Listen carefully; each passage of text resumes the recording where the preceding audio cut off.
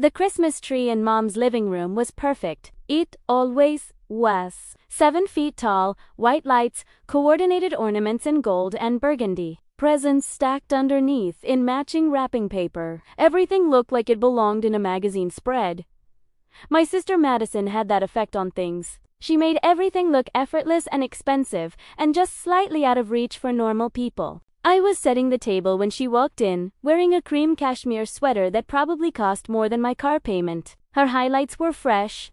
Her nails were done. She looked like she'd stepped out of an Instagram ad for luxury lifestyle coaching.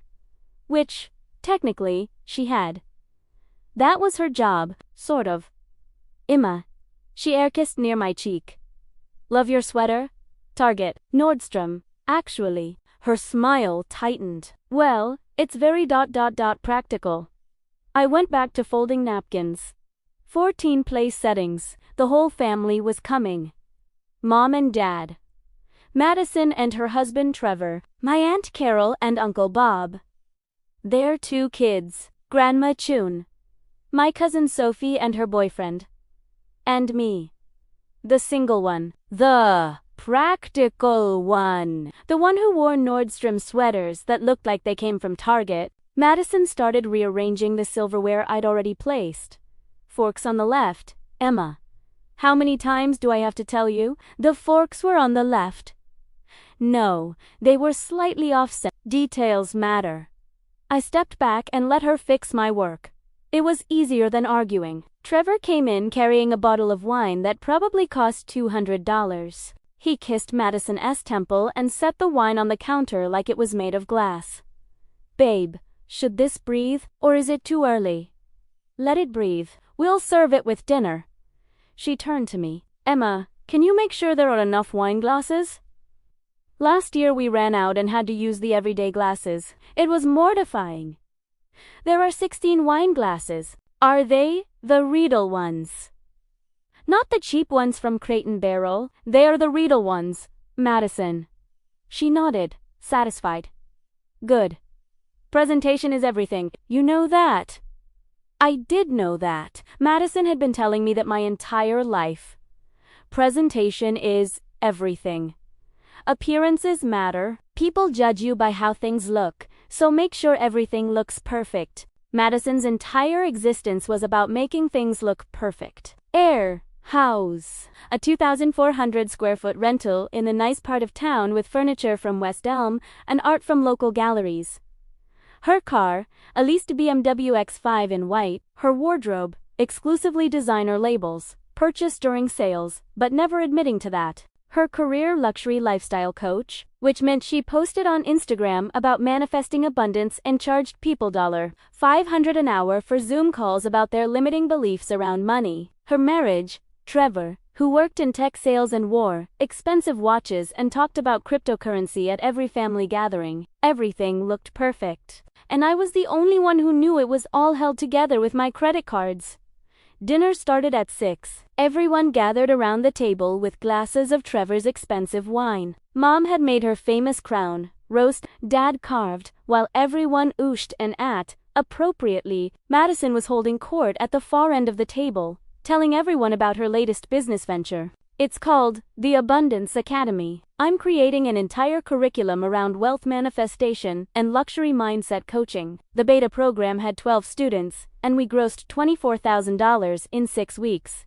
Aunt Carol looked impressed. That's wonderful. Madison, you're so entrepreneurial. It's all about knowing your worth and refusing to accept less. I teach women to stop playing small and start claiming the luxury lifestyle they deserve. Grandma Chun raised her wine glass. To Madison, always reaching for the stars. Everyone toasted. I sipped my wine and said nothing. The goal is to scale to $50,000 per month by spring. Madison continued. I'm hiring a social media manager and a VA, building a real team. That's incredible, Sophie said. How do you manage it all? The business? The house? Looking so put together all the time. Madison smiled like she'd been waiting for that question. It's about systems and support. Trevor is amazing, of course. But also, I've learned to invest in help where I need it. Housekeeping. Meal prep, whatever it takes to protect my energy for the high-value work. Mom beamed at her. You've always been so driven. Even as a little girl, you knew what you wanted and you went after it. I cut into my roast beef and chewed slowly. Emma, Dad turned to me. How's work going? Still doing the bookkeeping thing. I'm a CPA, Dad. I have my own firm. Right. How many clients do you have now? 43. That's great. He said it the way you'd compliment a child's drawing. Encouraging, but not actually impressed. Madison jumped in. Emma works so hard. I keep telling her she should scale up, hire people, build something bigger. But she likes the hands-on approach, very detail-oriented. It sounded like a compliment. It wasn't. I like my clients, I said. I like doing the work myself. Of course, you do. Not everyone has the vision for someone has to do the practical work. She smiled at me across the table. I admire that about you. You're so steady, so reliable. Steady, reliable. Code for boring and unambitious. Trevor launched into a story about a deal he'd closed. Sophie talked about her marketing job. Uncle Bob complained about his property taxes. The conversation flowed around me like water around a stone. I was used to it. Then Mom brought out the presents. Just small things, she said, passing boxers around the table. I know we said no gifts this year, but I couldn't resist. Madison opened hers first. A cashmere scarf from Neiman Marcus. She gasped like Mom had given her the crown jewels. Mom, this is gorgeous. This is the exact one I had in my cart.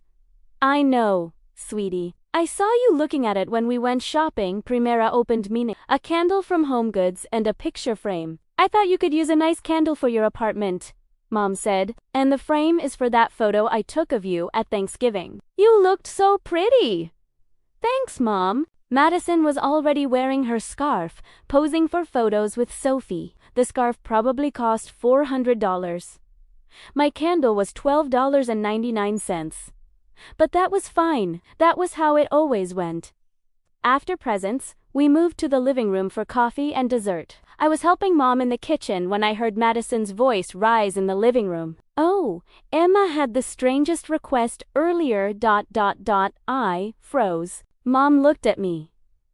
What request? I walked into the living room. Madison was sitting on the couch, coffee cup in hand, surrounded by family members. She had that look, the one that meant she was about to make herself look good at someone else's expense. Emma, Mom prompted. It's nothing, I said. Oh, don't be modest. Madison smiled. Emma asked me for a loan. Can you believe it? I felt so bad having to say no, but Trevor and I are so stretched right now with the business investments and everything. The room went quiet. That's not what happened. What happened was this.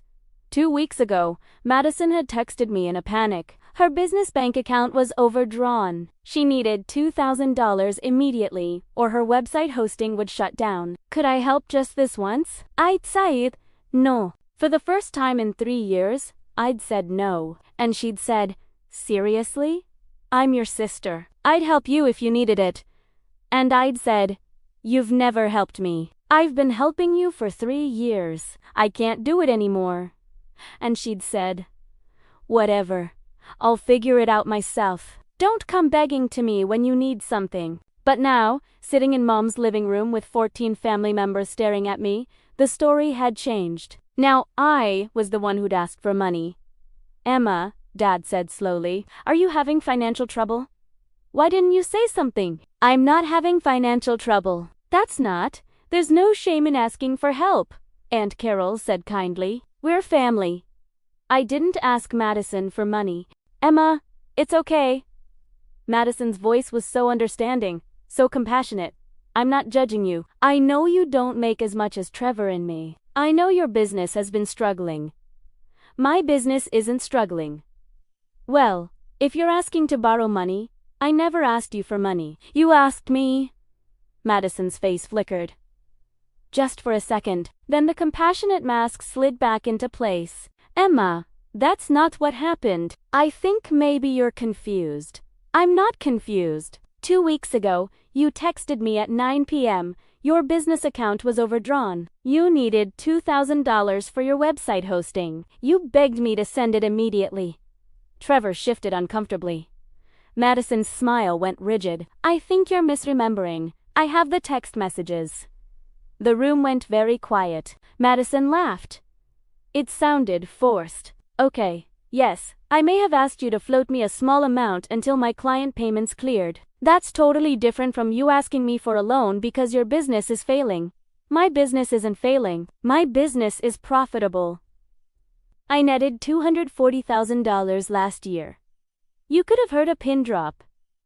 Mom's eyes went wide. Emma, you made $240,000. Jess. But you live in that tiny apartment because I don't need more space. I'm single. I work from home. It's enough. Madison was staring at me. You're lying. I'm not lying.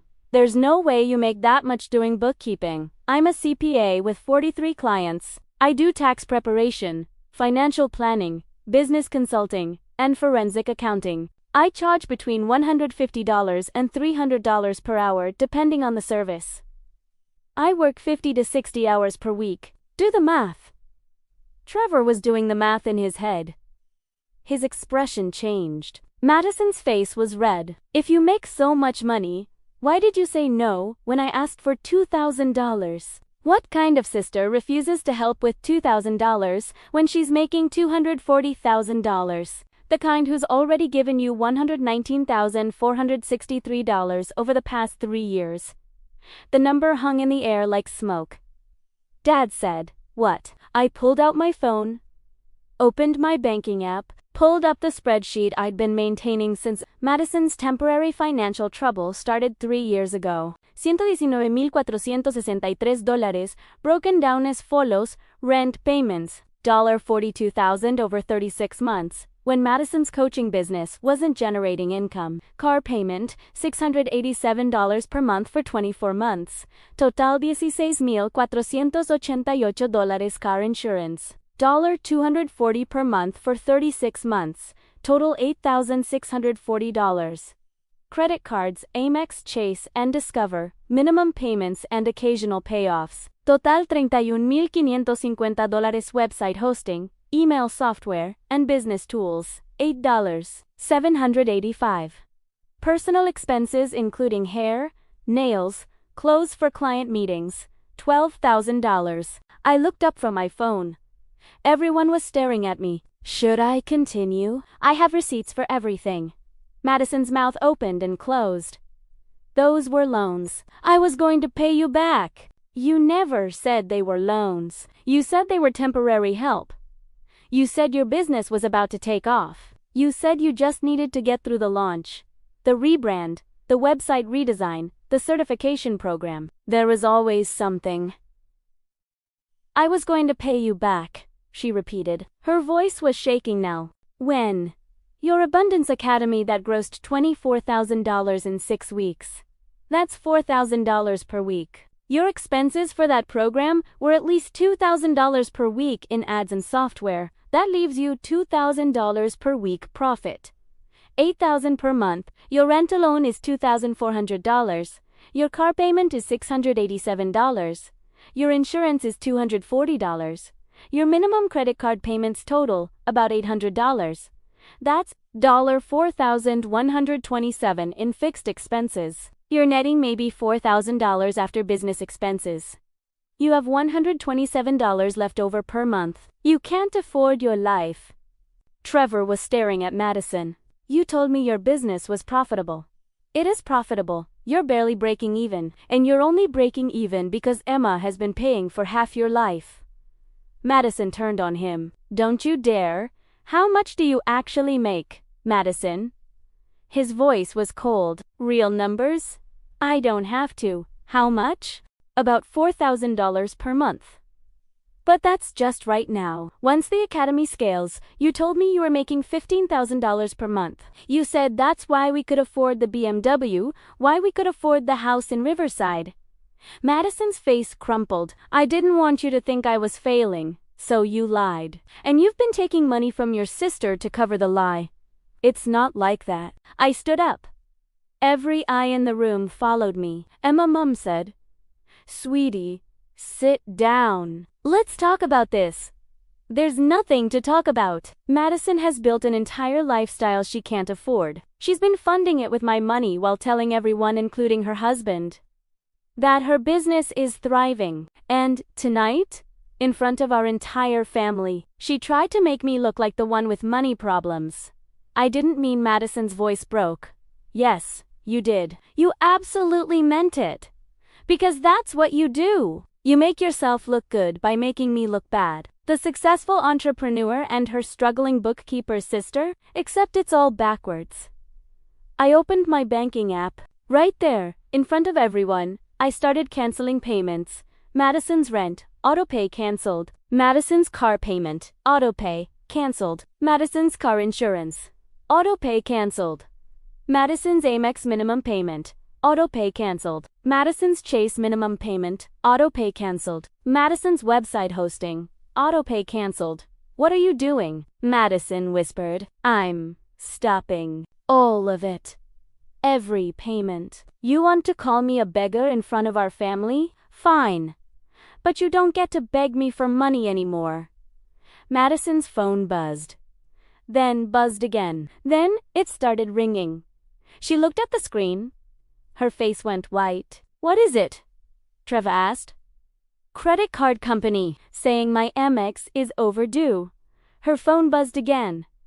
Car insurance, policy lapsed. Another buzz. Landlords? Rent payment failed. The autopay cancellations were already triggering alerts. The payments I'd been making were scheduled for today, Christmas Day. Now they weren't going through. Emma, please. Madison's voice was barely a whisper. Don't do this. Not now. Not in front of everyone. You did this. Not me. You stood in front of our family and called me a beggar. You humiliated me. You lied about me. All so you could protect your perfect image. I'm sorry. Okay. I'm sorry. I shouldn't have said that. I was embarrassed about the money, and I panicked. You've been lying for 3 years. To me. To Trevor. To everyone. To everyone. You've built an entire fake life, and I've been paying for it. Trevor stood up. Madison, is this true? Has Emma been paying our rent? Not our rent. My rent. From before we got married, we've been married for 18 months. You told me you paid off that apartment lease when you moved in with me. Madison said nothing. Jesus Christ. Trevor ran his hands through his hair. What else? What else have you been lying about? Trevor, I can explain. Explain how you told me you make $15,000 a month when you actually make $4,000. Explain how you've been taking money from your sister for 3 years. Explain any of this? He grabbed his coat. I need to leave. I can't. I need to think. Trevor, please. But he was already out the door. Madison turned to me. Mascara running perfect cashmere sweater rump. For the first time in her life, she looked messy. Are you happy now? You've destroyed my marriage. I didn't destroy anything. You did. With 3 years of lies. I was trying to build something. I was trying to be successful. I was trying to prove I could make it. By spending my money. You have so much. You make $240,000 a year, and you live like you make $40,000. You don't care about nice things or how things look. So why does it matter if I used some of your money to what? To pretend. To perform. To lie to your husband and your family about who you are? She crumpled onto the couch, sobbing. Mom rushed to her side. Dad looked between us, completely lost. Aunt Carol cleared her throat. Maybe we should go. Give you all some privacy. No, I said. Stay. Eat dessert. Enjoy your Christmas. Madison put on a beautiful show. Everything looks perfect. That's what matters, right? Presentation is everything.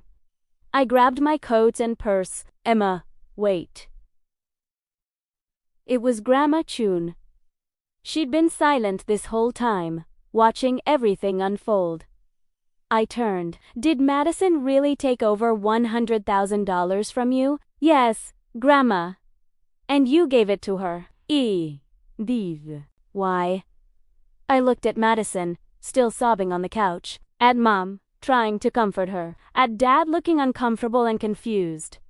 At the rest of the family pretending to look anywhere else. Because she's my sister? Because I thought she needed help. Because I believed her when she said it was temporary. Grandma nodded slowly. And tonight, she repaid you by calling you a beggar. Yes. Then, you did the right thing. Blood doesn't entitle anyone to bleed you dry. She picked up her wine glass and took a sip. I'll stay, for dessert. The rest of you can do what you want. I left. I drove home to my tiny apartment, the one that apparently screamed struggling to my family because it was 2,400 square feet with West Elm furniture. I opened my laptop and looked at my bank accounts. Checking, $47,000 savings, $180,000 investment account, $340,000 retirement, $280,000. Total, $847,000. I was 33 years old with almost $1 million in assets. My business was thriving. My clients were happy. I had zero debt. I lived in a modest apartment because I didn't need more. I drove a practical car because I didn't care about impressing people. I wore Nordstrom instead of Neiman Marcus because the quality was fine and the price made sense. I'd been called boring, practical, and unambitious my entire life. But I was free. Madison, meanwhile, was drowning in a life she couldn't afford, married to a man she'd been lying to, running a business that barely broke even, and panicking because I'd finally stopped throwing her the rope. My phone rang. Mom. I let it go to voicemail. It rang again. I turned it off. The next morning, I woke up to 37 missed calls and 62 text messages. Mom, Emma, please call me. Madison is devastated. We need to talk about this as a family. Dad, this isn't how we handle things. Come back and let's work this out. Aunt Carol, I had no idea Madison was taking money from you. I'm so sorry. You did the right thing. Sophie, holy shit. Are you okay? Madison, 14 messages ranging from I am so sorry, please forgive me, to you they ruined my life, to I'll pay you back I promise, to how could you humiliate me like that? Trevor, we need to talk. About Madison. About everything. I didn't know. I swear, I didn't know. And one from Grandma, proud of you. Come over for tea this week. Just us. I made coffee and sat on my couch, the tiny couch in my tiny apartment that apparently made my family think I was struggling. Then I opened my email and started drafting a message to my family. To everyone who was at Christmas dinner, I want to clarify a few things. I have been financially supporting Madison for 3 years. This was my choice. She's my sister, and when she said she needed help, I helped. I didn't ask for recognition or credit. Just help it. However, Madison has been representing her financial situation dishonestly. To me, to Trevor, and to all of you, she's been presenting a lifestyle of success while depending on my money to maintain it. Last night, when confronted about asking me for money, she lied. She told everyone I had asked her for a loan. She tried to make me look financially unstable to cover her own embarrassment. I will not be helping Madison financially anymore. This is not about punishment or revenge. It's about reality. Madison needs to build a life she can actually afford. And I need to stop enabling a lifestyle that requires constant financial support. I love my family. But I will not be lied about. I will not be used. And I will not continue to fund someone else's performance of success. I hope you all had a good Christmas. Emma. I sent it to everyone. Then, I closed my laptop. My phone started ringing immediately. I turned it off again. 3 days later, I met Grandma for tea. She lived in a small ranch house she'd owned since 1987, paid off. simple, comfortable. She served tea in mismatched cups and put out a plate of cookies from the Asian market. "Your mother is beside herself," Grandma said, pouring tea. "I figured she thinks you were too harsh. That you embarrassed Madison, that you should have handled it privately. Madison embarrassed me publicly." I responded publicly. Grandma smiled. "That's what I told your mother. She didn't like it. What about you? Do you think I was too harsh?" She considered this, sipping her tea. "I think you were exactly harsh enough. Madison has been living in a dream world. You woke her up. That's not cruel. That's necessary. Trevor left her. I heard. He moved out the next day, filed for separation. Can you blame him?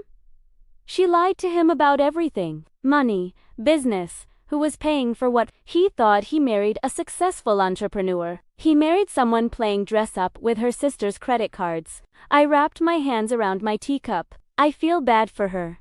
You should. Her life is falling apart. But that's not your fault. Mom says I could have kept helping her. Just asked her to be more honest. Your mother has always enabled Madison. You know that Madison is the charming one. The ambitious one. The one with big dreams. So, your mother forgives her everything. And I'm the boring one. You're the competent one. The one who doesn't need anything. So your mother takes you for granted. Grandma refilled our cups. That's not your fault either. We sat in comfortable silence. What will happen to Madison? I asked. She'll figure it out. She'll have to move somewhere cheaper. Maybe get a real job instead of this coaching fantasy. Maybe learn to live within her means. And Trevor, that's up to them. But he'll never trust her the same way. I ruined her marriage. No, she ruined her marriage. You just stopped holding it together with your bank account. 2 weeks after Christmas, I got a letter in the mail. From Madison. I almost threw it away. But something made me open it. Emma, I don't expect you to forgive me. I don't expect you to respond to this. But I need you to know some things. Trevor and I are getting divorced. He can't get past the lies. I don't blame him. I wouldn't trust me either. I moved out of the Riverside house. I'm renting a studio apartment in Westwood for $950 a month. It's tiny and old and nothing like the life I was living, but it's what I can actually afford. I shut down the Abundance Academy. The whole thing was a joke. I was teaching people to manifest wealth I didn't have, using money you gave me to look successful enough to charge them $500 an hour. The hypocrisy is so thick I can't breathe around it. I got a job. Marketing coordinator at a dental office. $55,000 per year. Benefits. Normal hours. It's the first real job I've had in 4 years. I'm selling the BMW. Buying a used Honda.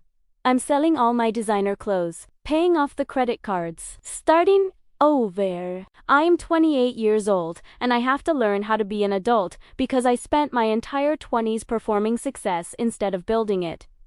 You were right about everything. I built a fake life. I lied to everyone. I used your money to fund my delusions. And when you tried to stop, I attacked you in front of our family to protect my image. I don't know how to apologize for that. I don't know if there are words big enough. But I want you to know that I'm sorry. I'm genuinely, deeply sorry. Not just because I got caught. Not just because I lost Trevor, but because I hurt you. For 3 years, I took advantage of your generosity and your love.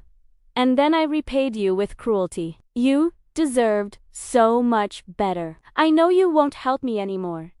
I'm not asking you to. I'm figuring it out myself for the first time in my life. It's hard. It's humbling. It's necessary. I hope someday you can forgive me, but I understand if you can't. I love you. I'm sorry. Madison. I read the letter 3 times. Then I put it in a drawer and went back to work. 6 months later, Sophie Kaid. Have you talked to Madison? No. She's been asking about you. She wants to know if you'll meet her for coffee. Why? I think she wants to make amends. Real amends. Emma, She's actually changed. She's still at the dental office. She's paying off her debts. She's seeing a therapist about her compulsive spending and lying. She's doing the work. Good for her. Will you meet her? I thought about it. About 3 years of payments. But I also thought about the letter. About Madison admitting everything. About her getting a real job and selling the BMW and starting over. Maybe in a few more months. Okay. I'll tell her. Sophie Paus. For what it's worth, I think you did the right thing. Tough love isn't mean. It's just tough. A year after Christmas, I bought a house. 4 bedrooms, 3 bathrooms, home office, fenced yard in Riverside Heights, $680,000. I put down $200,000 and got a mortgage for the rest. It wasn't tiny. It wasn't practical. It was beautiful. I sent a photo to my family chat. Mom, Emma, it's gorgeous. I'm so happy for you. Dad, wow. Nice place. Can't wait to see it. Sophie, oh my God, love it. Housewarming party. Grandma, very nice. Proud of you. And then, after a long pause, Madison, beautiful, you deserve it. That was all. No request to visit, no invitation to herself. Just acknowledgement. I stared at the message for a long time. Then I typed, thank you. 2 weeks later, I was unpacking boxers in my new kitchen when the doorbell rang. I opened it to find Madison standing on my porch holding a plant. She looked different. No designer labels. Her hair was a natural color instead of highlighted. She wore minimal makeup. She looked ... real. Hi, she said. I know I wasn't invited. Sophie told me you bought a house, and I wanted to drop off a housewarming gift. I'll just leave it here and go. You can come in. She looked surprised. Really? For a few minutes, I let her in. She walked through my house with quiet awe, taking in the vaulted ceilings and the hardwood floors and the kitchen with the marble counters. Emma, this is incredible. Thanks, I'm not asking to move in or borrow money or anything. I just wanted to see it. And to give you this. She handed me the plants. It's a piece. Lily. The lady at the nursery said they're good luck for new homes. Thank you. We stood in my kitchen, awkward and distant. How's the dental office? I asked. Gould. I got promoted to senior coordinator. I'm making $68,000 now. That's great. I paid off 2 of the credit cards. The Amex is down to $4,000. I should have it cleared by spring. Good. I'm not going to ask you to forgive me. I know I don't deserve it, but I wanted you to see that I'm actually doing it. Building a real life, not a performance. I looked at my sister, really looked at her. For the first time in years, she looked at peace. I'm proud of you, I said. Her eyes filled with tears. Really? Yeah. It takes courage to admit you were wrong, to start over, to do it right. I learned it from you. You're the bravest person I know. We stood there in my new kitchen, in my beautiful house that I bought with my own money. The house I could afford because I'd finally stopped paying for someone else's fantasy life. Do you think, ... double quotes, Madison's voice was tentative. Do you think maybe we could have coffee sometime? Just to talk. I thought about it. About 3 years of lies. About $119,463.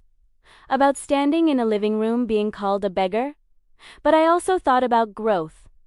About change. About second chances. Yeah? I said. We can have coffee.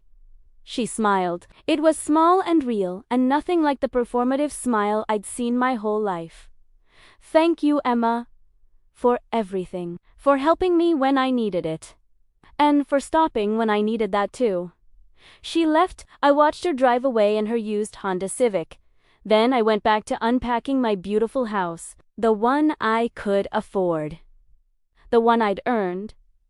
The one that was mine, and for the first time in 3 years, I didn't have a single automatic payment scheduled for anyone but myself.